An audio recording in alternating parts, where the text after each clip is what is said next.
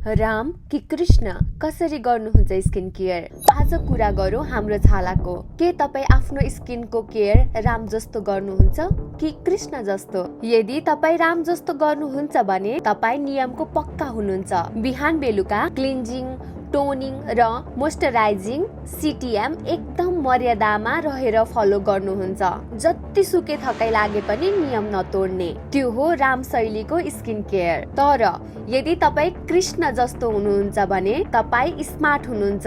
धुलो, धुवा र घामले छालालाई हेप्न खोज्यो भने तपाईँ हजारौं गुणा बढी सुरक्षा दिनुहुन्छ।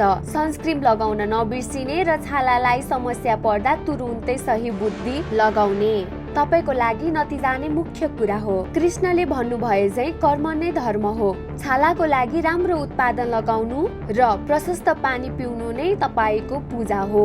भगवानले त तिमीलाई जे ठीक लाग्छ त्यही गर भन्नुभयो, तर आफ्नो छालाको ख्याल राख्न चाहिँ बिर्सिनु भएन नि, हैन र? त्यसैले म सोध्छु तपाईँ आफ्नो स्किन केयरमा कतिको अनुशासित हुनुहुन्छ? नियम मान्ने राम कि नतिजा निकाल्ने कृष्ण? कमेन्टमा जय श्री राम वा जय श्री कृष्ण लेखेर आफ्नो स्किन केयर स्टाइल बताउनुहोस् है त। By by.